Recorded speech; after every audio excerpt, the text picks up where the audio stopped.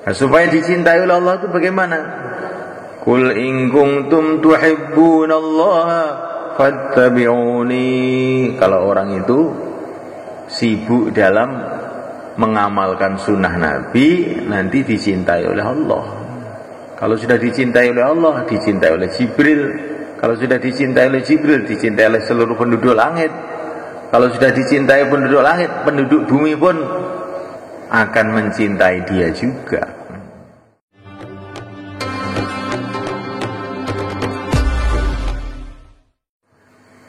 Nahmaduhu wa nusalli wa nusallimu ala rasulihil karim, amma ba'd.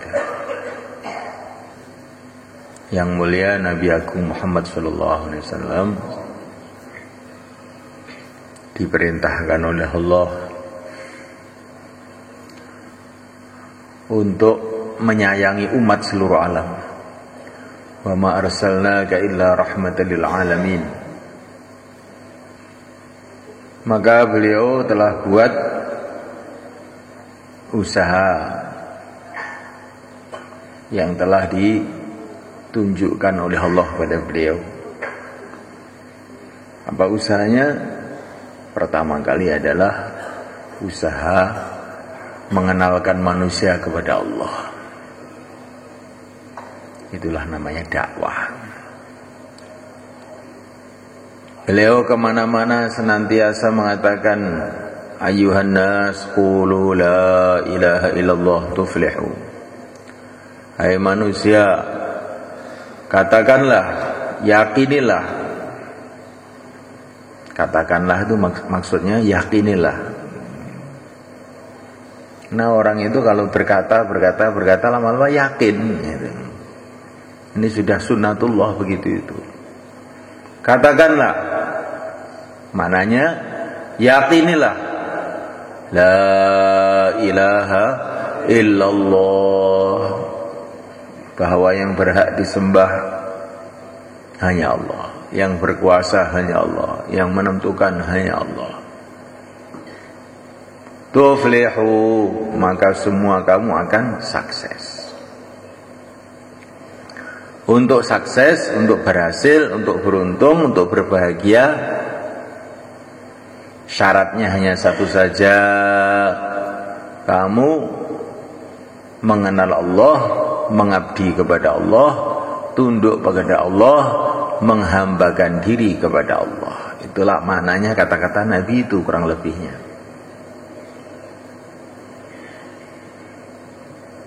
Untuk supaya kita sukses sekarang ini, bagaimana caranya? Kita harus mengabdi kepada penguasa alam semesta yang berkuasa sekarang ini. Masa yang akan datang gimana? Yang akan datang juga sama. Yang zaman dulu bagaimana? Yang zaman dulu juga sama aja. Di dunia bagaimana? Sama aja. Di akhirat bagaimana? Sama aja. Dunia, akhirat, zaman dulu, zaman sekarang, zaman yang akan datang, yang berkuasa hanya Allah, tidak berubah. Maka cara tidak perlu rubah. Zaman dulu, zaman sekarang, zaman yang akan datang. Untuk supaya kita selamat, sukses, bahagia, hanya dengan cara satu, baik dengan Allah, mengabdi kepada Allah.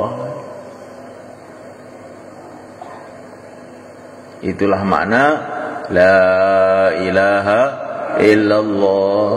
Kalau orang merasa bisa sukses, bisa bahagia, bisa selamat dengan dunia tanpa yang menciptakan dunia, maka dia bodoh.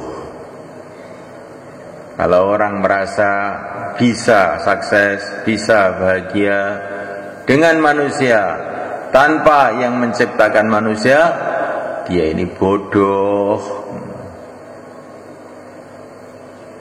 Kalau orang merasa bisa sukses, bisa selamat, bisa bahagia dengan otaknya tanpa yang menciptakan otak, dia ini tolol. Betul kan malaikat? Ini harus dipahami dengan otak kita, diucapkan dengan lisan kita, ditanamkan dalam hati kita, sehingga jadi sikap hidup. Sikap hidup kita berubah. Harapannya hanya kepada Allah, yang ditakuti hanya Allah, yang diminta hanya Allah. Bahkan lama-lama yang diingat hanya Allah, yang dicintai hanya Allah. Kemana-mana taat kepada Allah. Ini namanya sikap hidupnya berubah. Di iman itu bagaimana? Sikapnya itu berubah, pikirannya berubah. Sebelum kenal kepada Allah, bagaimana hubungan saya dengan ayah, dengan ibu, dengan anak, dengan masyarakat, dengan bos, dengan negara, dengan rakyat baik. Tapi sekarang setelah kenal pada Allah, itu nomor 2. Yang penting itu bagaimana hubungan saya dengan Allah. Man aslaha ma bainahu wa bainallah, aslahallahu ma bainahu wa bainan nas. Kalau orang itu memperbaiki hubungannya dengan Allah, Allah akan perbaiki hubungan dia dengan manusia.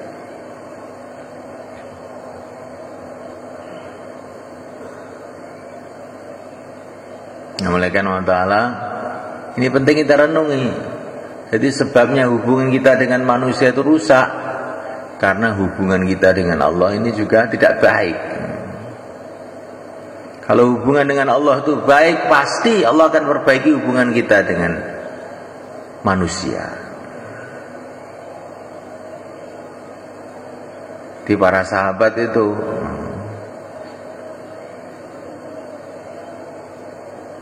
menjadi orang-orang yang dicintai, menjadi orang-orang yang dimuliakan.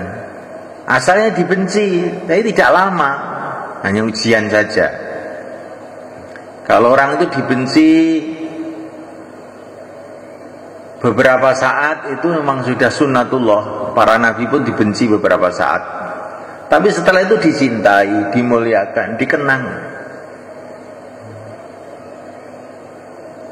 Orang kok dibenci terus sama orang, itu tandanya dia tidak baik dengan Allah itu.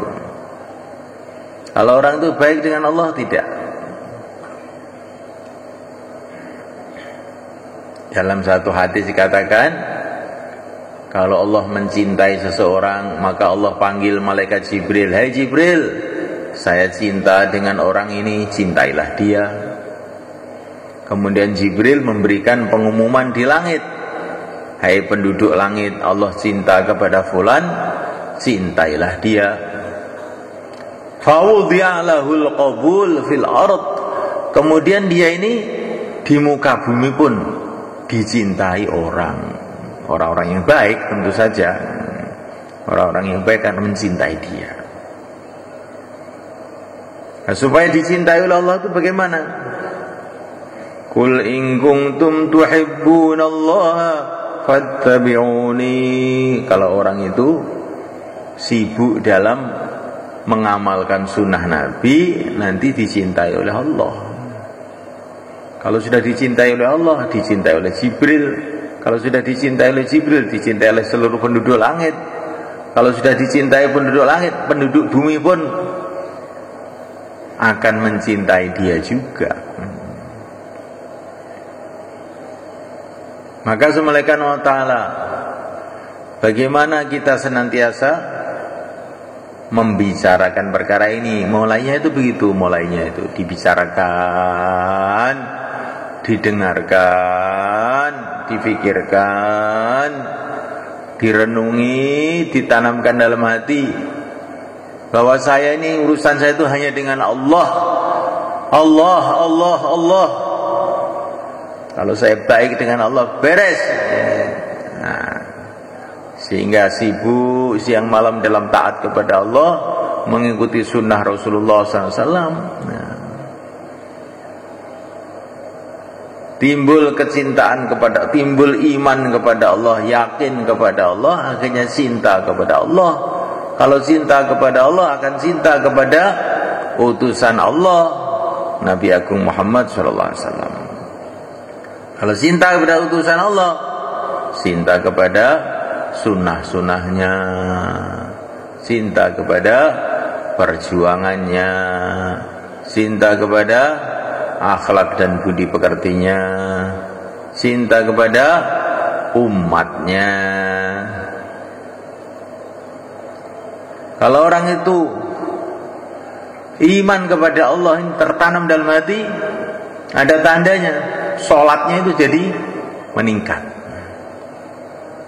Sholat itu senang begitu, karena sholat itu menghadap kepada Allah. Bagaimana tidak senang?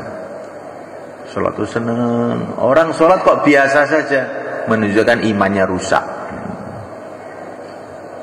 Sholat kok biasa saja, menunjukkan imannya rusak. Menghadap kepada Allah kok biasa saja, rusak, iman rusak. Naudzubillah. Kita harus istighfar, diukur kita ini.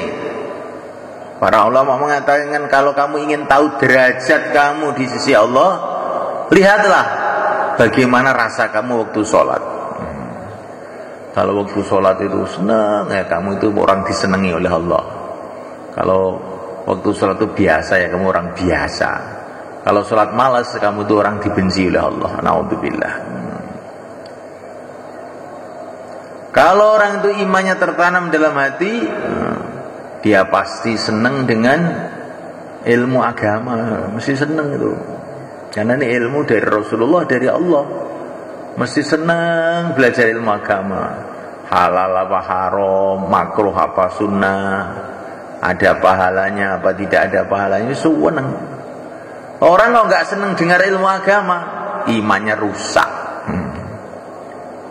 Imannya rusak, hatinya budukan.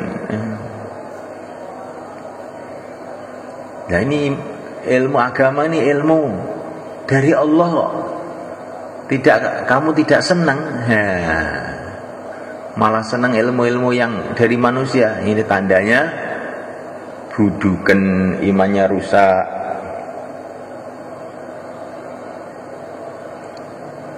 Ngaji ngantuk tandanya imannya apa? Kalau ngaji ngantuk tandanya imannya bagaimana? Rusak. Diperbaiki insyaallah.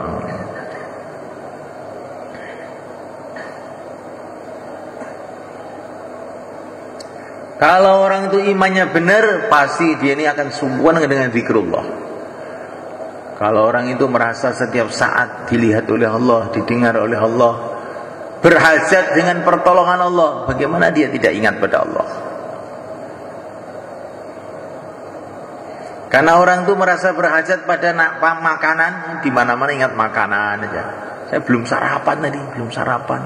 Ingat makanan aja karena merasa berhajat pada makanan. Kamu itu lebih berhajat kepada Allah, melebihi hajat kepada makanan, minuman, dan segala-galanya. Bahkan kamu tidak akan bisa makan tanpa Allah.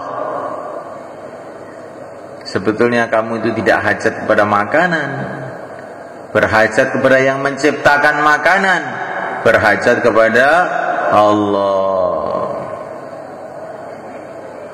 Bukan kamu berhajat kepada kesehatan, berhajat kepada yang menciptakan kesehatan, berhajat kepada Allah.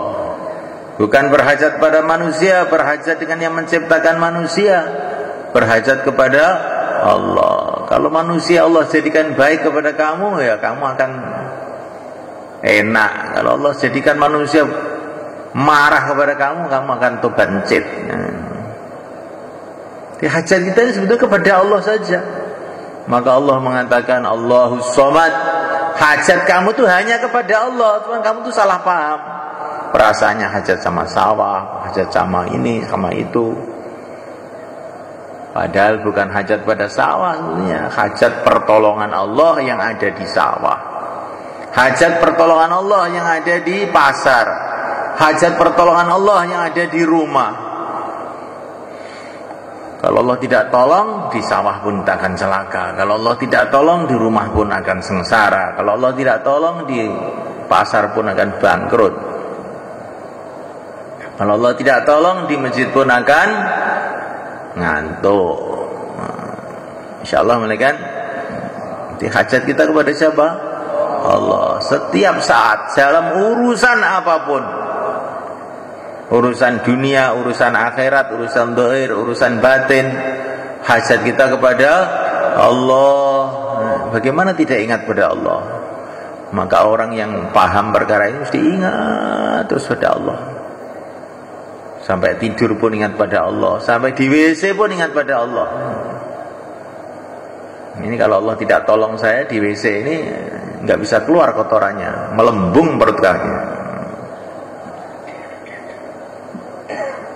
Ada teman di Manisio itu nggak bisa berak mereka, dioperasi di Surabaya sana untuk bisa berak. Sekali operasi 50 juta. Setelah dioperasi malah mati. Coba kan, kamu kok di WC tidak ingat pada Allah, nanti kalau dibuntet oleh Allah, bolongannya itu bagaimana kamu nanti? Orang ingat pada Allah terus di mana saja. Ini tandanya orang itu tertanam imannya.